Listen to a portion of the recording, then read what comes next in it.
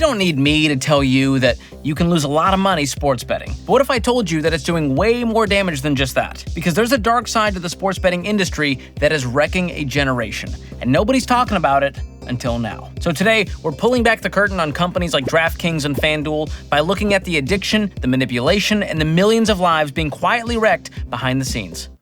Fun times. Is this fun for you? And yes, we are talking about millions of lives here, because 58% of 18 to 22-year-olds have already dabbled in sports betting. And that number jumps up to 67% when you look specifically at college students living on campus. And here's where it gets real dark. 10% of young men, aged 18 to 30, are officially considered problem gamblers. And men in their 20s are the most vulnerable group when it comes to gambling and the mental health issues that come with it. Which means this isn't just a money issue, it's a full-blown mental health crisis dressed up in a Travis Kelce Halloween costume. Plus, some folks are actually going deeper into debt for their bets. Specifically, 17% of students use their student loans to fund their gambling. Take that in for a second. That's almost 1 out of 5 kids going deeply into debt under the guise of education, only to blow that money on an app that convinced them they could win big. And the worst part of all, these companies know how vulnerable college kids are. They're doing this on purpose, and instead of trying to fix the problem, some are actively making it worse. Take Caesars Sportsbook, for example. They've signed multi-year, big-money partnerships with Louisiana State University and Michigan State, allowing them to easily promote and market their app to students. You'd think Caesar would be too busy selling hot and readies to those kids, but nope, he's on campus handing out betting promos with the school mascot. And that doesn't even include the countless betting ads on college sports broadcasts, in addition to NFL, NBA, MLB, and NHL games. Plus, you can hardly watch a pregame show anymore without hearing the broadcasters list their best bets for the game. And all of this just makes betting seem normal. Like it's a part of everyday life. Everybody's doing it, all the cool kids. But let's not forget that we're talking about an industry that is legally required to slap an addiction support number on their advertisements, which is kind of like handing out AA pamphlets with a complimentary shot at frat parties.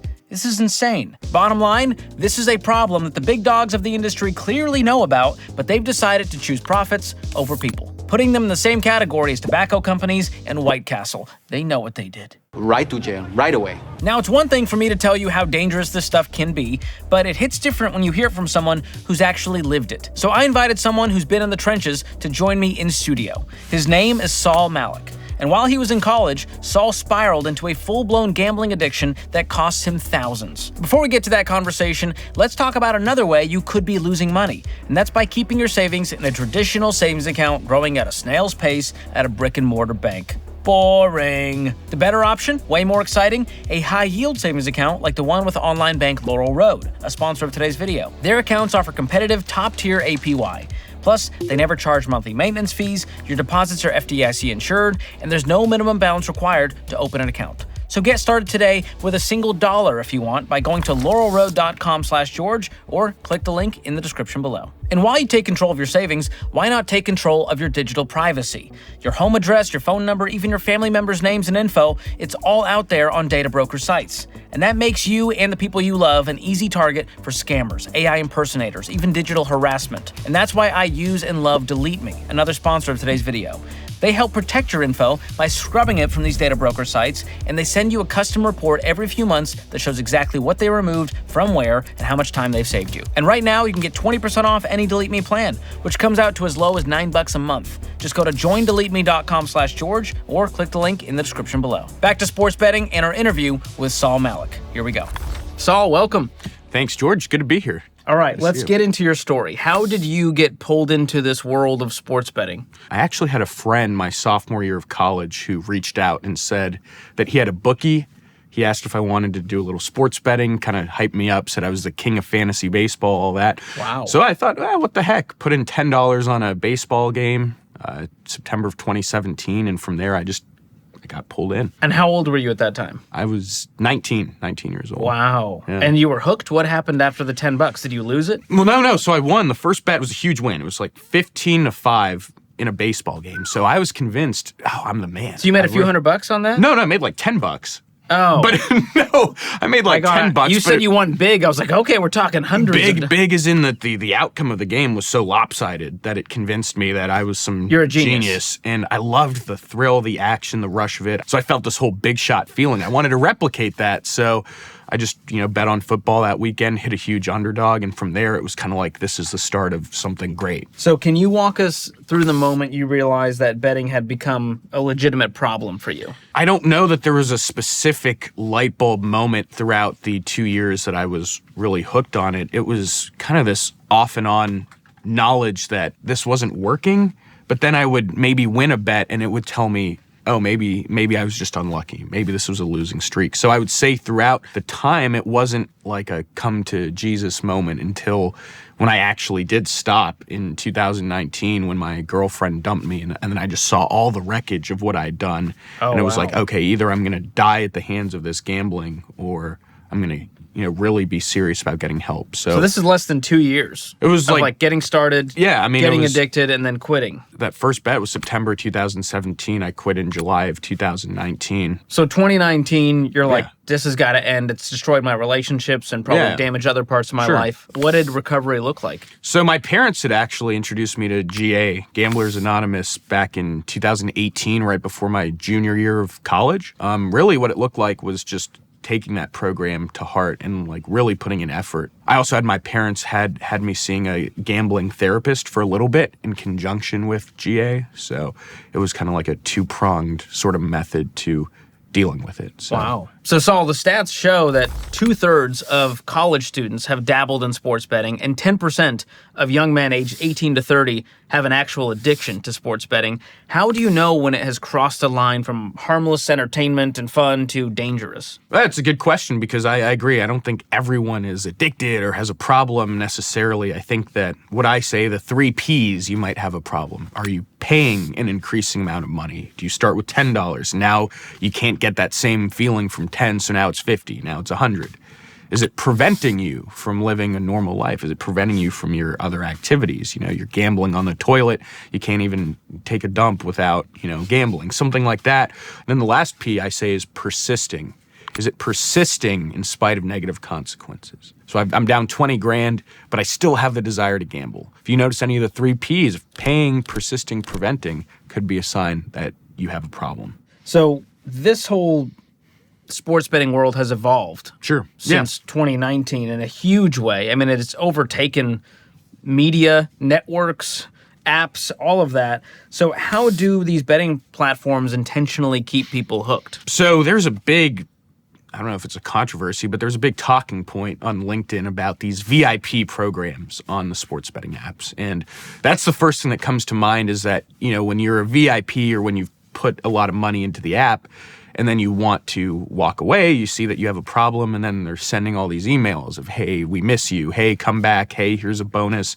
And a lot of these offers that are just promotional are very enticing.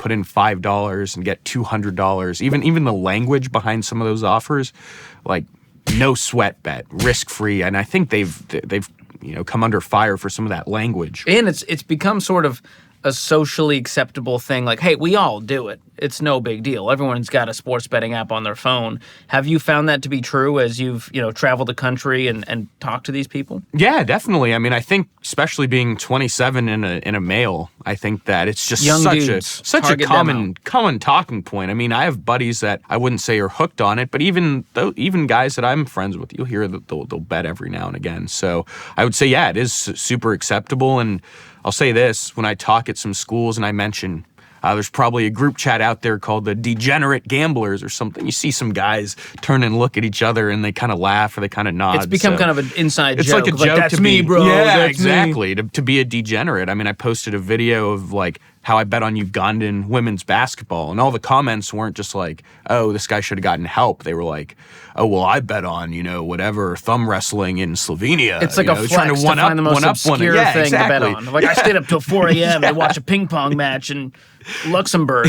Yeah, they're just trying to outdo each other. It's crazy. Wow. With the sports betting apps getting into the pockets of the media and now college campuses, this is even scarier because they know their target demo is young dudes, which is where the college campuses has the most of those. So, like, I've seen college campuses have been signing marketing and promotional deals with some of these companies. What do you think the long-term effects of this will be? I mean, I just imagine that these young, especially the guys. I mean, it's both, but really mainly the guys. I think that you'll see these guys younger and younger showing up to GA, showing up to treatment. I think you'll see, suicides as a result of gambling, which I don't know how you entirely prove that, because you could say they were depressed, but not attributing it to gambling. But we saw that with the investment apps like Robinhood. Sure. Of one guy saw a negative balance of like $1 million. I saw that, and ended his life over it. And so I do think there's some legitimacy to people losing a lot of money in these sports betting apps, risking everything they have or more, because now you can borrow money to bet, which is even more frightening. Sure. To be going into debt for this, not just losing the money you have. And so it does concern me about the mental health issues, the financial issues, the relational issues.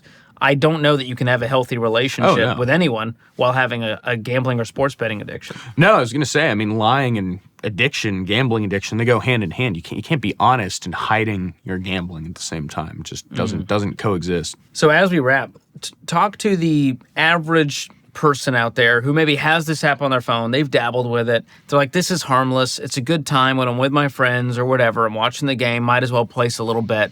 What do you say to that person? I would caution them to really examine what their motives are behind gambling. Are they escaping something? Are they trying to get rich quick? Are they doing it to get a high, a rush? Because I think there are people that can do it once a weekend, and it really isn't a big deal. Like, I go and have a beer, it's no big deal. But I would caution them to really examine where it may be heading and to cut it off before it becomes something that's an addiction. Well, Saul, this has been great. I'll make sure to link to your website. Thank you. As well as Gamblers Anonymous, in case anyone out there is struggling with this and is, wanting to seek some help. But I appreciate the work you're doing. Keep spreading the word. Yes, sir. Thank you. Big thanks to Saul for stopping by and sharing his story. So bottom line here, sports betting sucks. It's nothing more than socially acceptable gambling disguised as entertainment. You're taking the already addictive nature of gambling, combining it with the ease of a mobile app, sprinkling in some peer pressure from your friends, and throwing in odds stacked against you by a professional bookie. It is hard to find a bigger recipe for disaster. So how should you approach sports betting? Well, my recommendation is a simple one-word strategy called don't. While it is possible to budget for the stuff and do it responsibly and have a little bit of fun, avoiding it altogether is a much safer bet. So the next time you're kicked back watching the big game, do what the Pioneers did and just watch the freaking game. No parlays, props, or point spreads required. The only spread I want?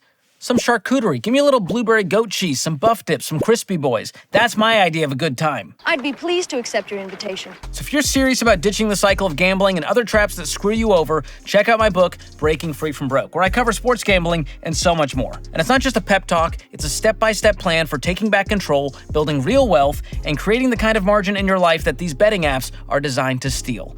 I'll also leave a link in the description to the audiobook read by yours truly. And if you think these sports betting companies are bad, wait until you hear about the other multi-billion-dollar industry that's targeting struggling families with deceptive marketing and straight-up lies. I broke it down in this video, so keep watching to check it out or click the link in the description. That's it for today. Be sure to show your boy some love by liking this video and subscribing to the channel. We'll see you next time.